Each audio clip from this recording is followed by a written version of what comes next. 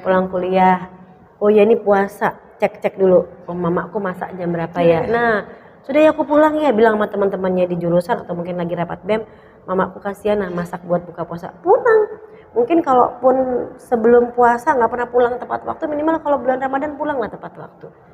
Ya ndak ketang nek wong Jawa ngomong ki ngupasi bawang kek atau bikinin es teh buat bapak ibunya, buat keluarganya.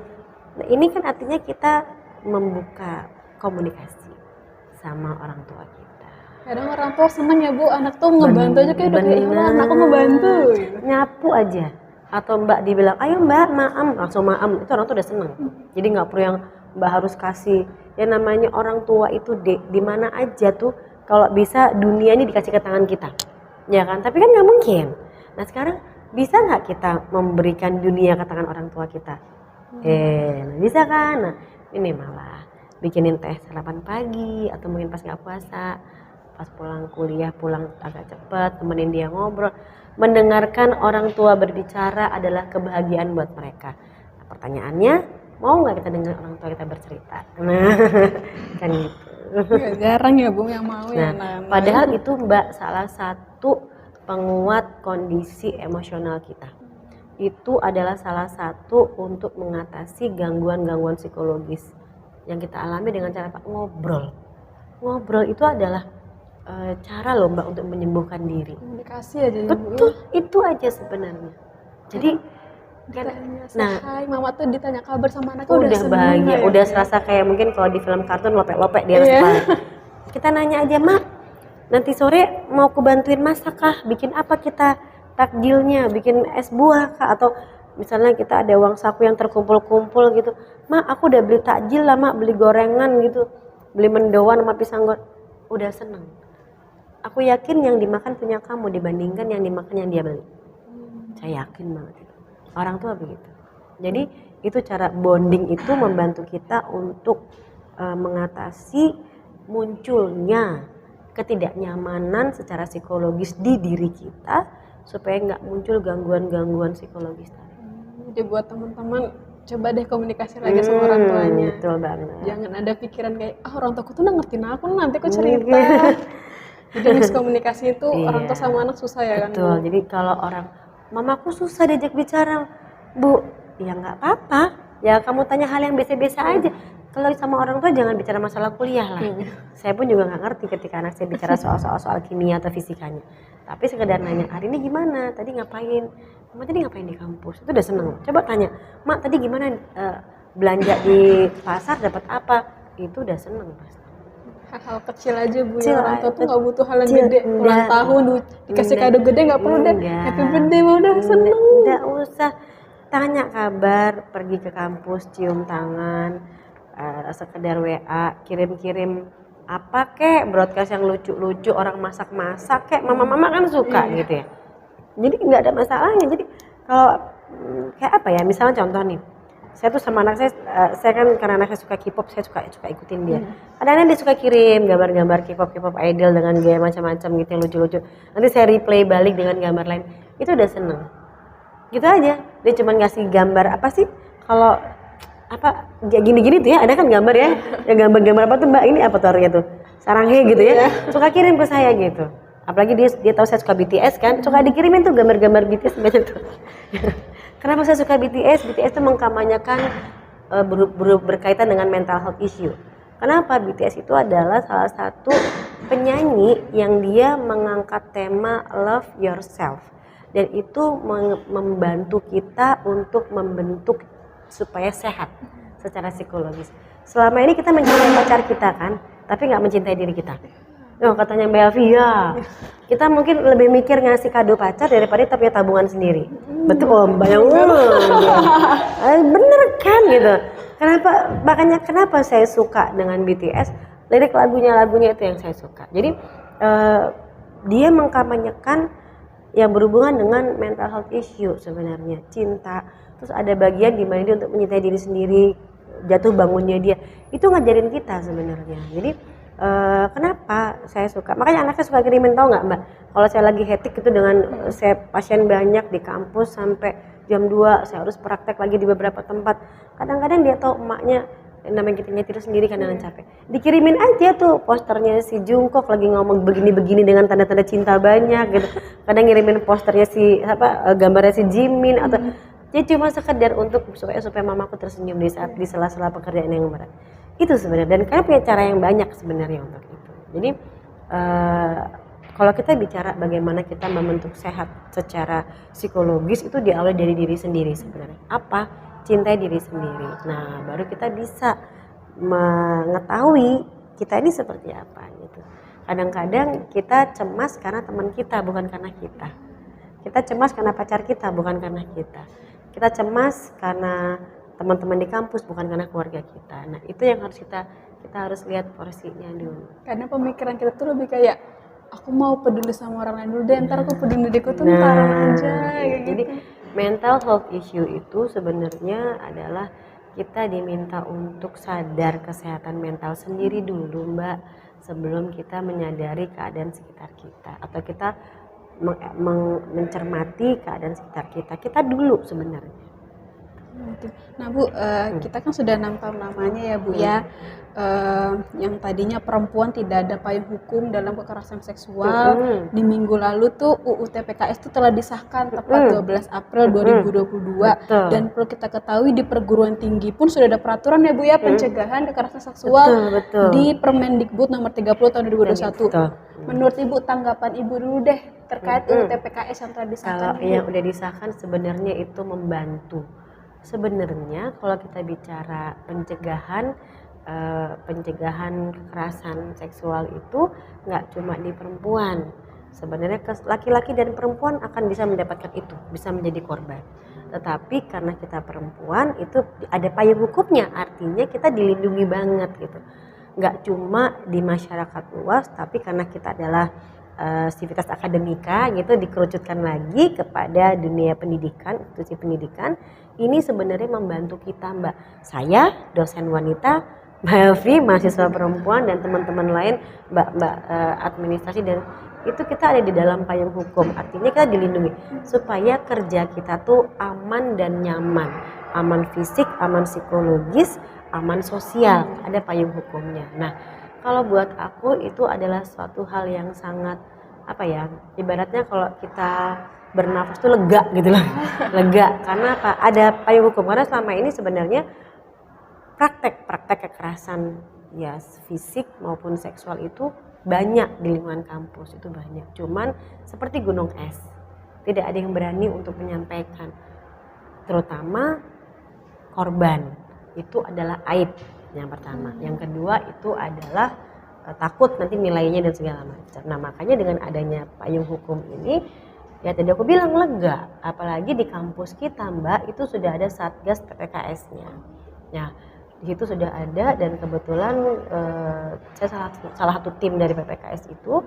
Jadi di teman-teman di kampus untuk ada di mahasiswa gitu ya, teman-teman memang ini lingkupnya ke mahasiswa, tapi tidak menutup kemungkinan bagi teman-teman warga kampus itu boleh kok datang ke Satgas TPKS jika memang telah terjadi tindakan-tindakan tertentu seperti itu gitu. Dan kebetulan juga Mbak, saya juga udah beberapa tahun ini itu suka menjadi trainer atau instruktur bagi kader-kader yang menangani, kader-kader di masyarakat yang menangani di lingkungan mereka kalau terjadi kekerasan seksual maupun kekerasan fisik di masyarakat. Jadi saya melatih mereka apa yang harus dilakukan. Ibaratnya kalau kita bicara medis, P3K-nya apa gitu. Nah, kalau di psikologis ada gitu. Dan itu memang Satgas ini di kampus tidak berjalan sendiri ya Mbak. Memang jalur koordinasinya itu adalah langsung ke direktur melaporkannya. Tapi di sini kita melibatkan semua elemen. Di dalam tim ini ada dosen, ada tenaga kependidikan, itu ada administrasi yang sesuai dengan bidangnya, dan juga melibatkan mahasiswa. Nah, mungkin mahasiswa di sini itu kalau nggak salah melibatkan ketua BEM dan ketua MPM gitu, dalam satu tim. Tetapi semua ada job desk-nya masing-masing. Tidak semua pengaduan terus dilaporkan ke semua tim, tidak, biasanya ke saya gitu. Karena apa? kebetulan saya psikolog, ada kode etik. Kode etik itu satunya adalah kerahasiaan, itu wajib kita pegang, tetapi tidak cuma dia lapor terahasiakan, tidak, tetapi ada jalurnya, ada fase-fase penyelesaiannya. Kalau seandainya terjadi tindakan seperti itu. Berarti kita ini dilindungi Bu ya? Iya dong Mbak, bersyukur kan seharusnya. Nah, kalau untuk Permendikbud gini Bu, yang Permendikbud nomor 30 tahun 2001 kemarin, ya sama. itu sama. Itu kan sebenarnya lebih gini Mbak, aja. kurang lebih tujuannya adalah untuk mencegah terjadinya pelecehan seksual ya, kekerasan seksual di lingkungan kampus. Hampir semua perguruan tinggi negeri di Indonesia itu sudah punya Satgas PPKS, dan mungkin kita termasuk yang ketinggalan sebenarnya. Di mereka itu sudah ada dari tahun lalu Mbak. Begitu Permendikbud itu muncul, di beberapa kampus itu sudah langsung bikin, udah langsung terbentuk satgas-satgasnya, karena kasus-kasus seperti ini tuh seperti gunung es yang nampak itu sedikit, itu pun sedikitnya pun juga tidak dilaporkan, karena tadi takut itu karena aib, kemudian takut juga karena nanti berhubungan dengan nilai, bagaimana teman-teman reaksinya kepada si korban. Nah itu sebenarnya kan kalau kita ingin hal seperti itu di kampus diatasi dengan baik, itu butuh kerjasama semua warga kampus. Jadi kalau ada kejadian seperti itu, yuk lapor ke Satgas, nanti kita akan mencari tahapan yang penyelesaian yang sesuai gitu. Kan ada juga tuh ketika saya terlibat dalam tim ya, saya juga pernah terlibat di salah satu tim di Polda juga begitu, kita punya tim, kita diskusikan tahapannya seperti apa. Jadi artinya di sini korban udah mengadu kan, lapor, ada BAP-nya. Nanti kita cari kamu mau seperti apa, kita selesaikan secara hukum atau bagaimana. Terus ini kan harus ada bukti-buktinya dulu tuh. Nah itu juga harus secara objektif dan akurat. Jadi nggak sembarangan gitu. Definisi untuk termasuk dalam kategori kekerasan seksual itu aja udah ada. Jadi nggak sembarangan masuk kategori mananya itu udah ada. Berarti pelecehan seksual juga marak ya Bu di luar sana? Marak Mbak, sebelum adanya Permendikbud 3021 itu, tahun 2021 ya, 30 tahun 2021, itu tuh saya udah dari tahun berapa ya? Dari tahun 2007 tuh, 2016 saya sudah keliling ke kelurahan-kelurahan sebalikpapan, karena kebetulan kami dalam tim HIMSI masuk ke dalam BP3KB memberikan penyuluhan itu, pelatihan kepada kelurahan-kelurahan. Jadi artinya itu udah di pemerintah kota, mereka sudah punya preventif bagaimana mencegah dan bagaimana menangani kalau itu terjadi. Bu, dengar-dengar nih, Poltek Bani kan ada konsultasi ya Bu, CDC. Itu tuh Ibu boleh menjelaskan nggak itu CDC ini apa? Oke, kalau pengen tahu CDC apa, mungkin tanya ke Pak Bangun sebagai kepala CDC ya. Aku bukan kepala CDC, aku cuman psikolog. Kebetulan adalah aku psikolog satu-satunya di Poltek yang karena ada layanan konseling di CDC. Jadi CDC punya banyak program, tapi programnya apa aku juga lupa dan aku juga kurang begitu paham ya. Yang tahu itu Pak Bangun, nanti bisa kapan-kapan diundang ke sini program CDC. Tapi di CDC itu ada satu program namanya layanan konsultasi mahasiswa ya, konsultasi psikologi. Nah, layanan konsultasi psikologi itu hanya boleh dilakukan oleh psikolog, karena itu kan menyangkut kerahasiaan, terus treatmentnya seperti apa, itu kan tidak sama dengan kita curhat biasa. Nah, kebetulan CDC ini semenjak dipegang oleh Pak Bangun, beliau mengaktifkan layanan tersebut. Maksud dari CDC adalah supaya ketika mahasiswa punya masalah itu nggak cerita ke sembarang orang. Kalau cerita ke sembarang orang, jadi konsumsi masyarakat kampus yang aslinya itu rahasia, jadi rahasia umum. Kan kasihan yang bermasalah. Bener nggak sih, kan banyak kasus kayak gitu ya. Nah, oleh karena itu Pak Bangun mengaktifkan kembali, dan saya mendapat surat tugas itu dari direktur, surat tugas resmi ya, bahwa saya ditugaskan membantu CDC untuk satu layanan aja, layanan konsultasi psikologi, karena di kampus-kampus lain juga begitu. ada beberapa kampus yang dia tidak punya tenaga tetap. Kalau saya memang kan tenaga ASN di sini ya, saya pindahan dari Unmul, ASN Unmul dipindah ke sini gitu. Nah itu saya legal, ada izin prakteknya. Saya juga masuk organisasi himpunan psikolog juga. Jadi itu artinya kalau ini dilakukan layanan konsultasi ini itu udah valid. Nah itu Pak Bangun mengatakannya itu demikian gitu. Jadi supaya ini tidak disalahkan. Khawatirnya yang kejadian banyak itu kemarin saya diceritain oleh teman-teman adalah cerita ke 1-2 orang ya, saya nggak sebutin siapa oknumnya, terus nyebar. Nah kalau nyebar kan kasihan Mbak. Bener Bu. Nah kasihan kalau saya kasihan mahasiswa yang bersangkutan. Malu kadang Bu. Nah Itu kan kalau sudah aib ya, kalau gitu. sudah malu tuh khawatirnya nanti khawatirnya saya nanti si mahasiswa tersebut melakukan hal-hal yang tidak Enggak. nah yang enggak gitu. Itu aja kekhawatiran saya karena banyak kasus Mbak ketika korban malu aduh macam-macam yang dilakukan. Jadi jangan sampai itu terjadi di mahasiswaku, di anak-anakku di sini. Sedih sih saya kemarin saya baru dapat SK itu kapan ya dari pokoknya Pak Bangun jadi kepala CDC, saya lupa, dapat surat tugas itu untuk bantu di CDC. Nah dan di CDC pun konsultasinya kan free, nggak dikenakan biaya Mbak. Kalau datang ke psikolog lain atau ke klinik kan pasti dikenain biaya seperti itu. Alurnya kita nih kalau mau curhat nih Bu, Ya, ke oke. CDC gimana nih Bu? Tinggal menghubungi Pak Bangun. Dari Nah, Pak Bangun Pak dulu. Bangun kalau nggak salah CDC sudah membagikan flyer. Mbak sudah punya belum? Atau nanti saya bantu, saya mintakan flyernya. Ada juga linknya, nanti saya kirim aja ke Mbak ya, atau Mbak yang kan banyak yang WA aku tadi nanti aku simpen nomornya, saya share link itu saya juga minta tolong sama teman-teman BEM, UKM Komik yang udah pertama kali mengangkat mental health issue ini ya, dan saya sangat apresiasi. Terus terang loh Mbak, yang pertama kali mengangkat mental health issue ini tuh baru komiknya Poltek. Jujur, tangan ya guys saya ya. baru, jadi beberapa kali saya diundang tuh kebanyakan ke instansi, ke perusahaan, tapi ke perguruan tinggi ini baru komik. Nah baru setelah ini bulan depan saya diundang di kampus lain. Baru kita yang ngangkat mental health issue tuh komik, dan saya sangat apresiasi. Sampai merinding saya terus terang. Karena apa? Oh berarti anak-anakku di Poltek ini udah mulai aware. Sadar Udah Bu iya, ya. itu yang aku seneng. Karena apa? Berarti mereka sama-sama saling menjaga, itu aja sih kalau aku berpikir. Jadi nanti bisa ngubungin ke CDC, nanti saya bantu kasih linknya. Setelah itu bisa ini kok Mbak, itu dirahasiakan. Jadi meskipun data itu ada di CDC, tapi isi konselingnya itu di saya. Itu di saya dan itu rahasia, tidak ada yang boleh buka itu.